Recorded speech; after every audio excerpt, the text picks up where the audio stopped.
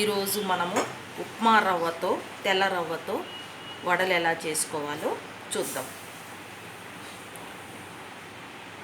ఒక కప్పు ఉప్మా రవ్వకి పావు కప్పు పెరుగు వేయాలి. పెరుగు వేసుకొని కలుపుకొని దీనిలో పచ్చిమిరపకాయలు, అల్లము, జీలకర్ర, రుచికి తగినంత ఉప్పు,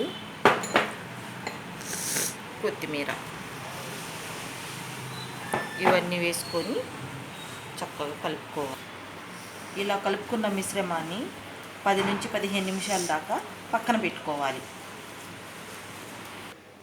10 నిమిషాలు అయిపోయింది కదా.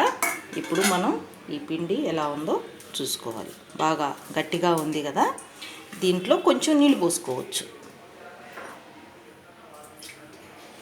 కొంచెం అంతా సోడా వేసుకోవాలి, కొంచెంలో కొంచెం.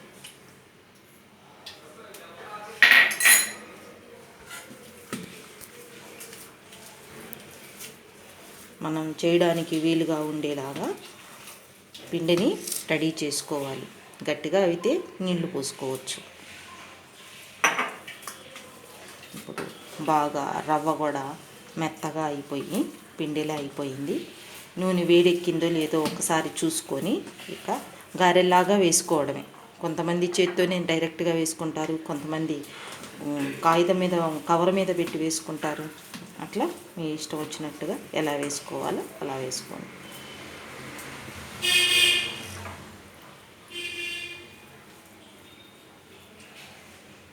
కొంతమంది ఇలా చేసుకొని ఇలా చేసి ఇలా కూడా వేస్తారు. నేనైతే ఇలా కవర్ మీద పెట్టి ఫ్లేమ్ మీడియంలో పెట్టుకోవాలి. సిమ్లో కాకుండా హైలో కాకుండా మీడియంలో పెట్టుకోవాలి.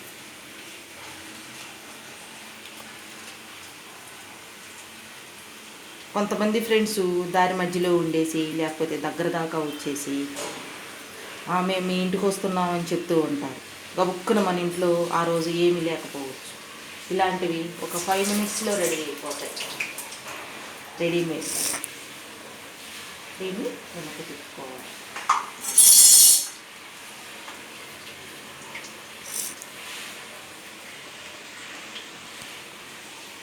సేమ్ గార్లు వేసినట్టుగానే గోల్డెన్ బ్రౌన్ రాగానే తీసివేయాలి. ఇలా గోల్డెన్ కలర్ రాగానే ఇక తీసేసుకోవచ్చు.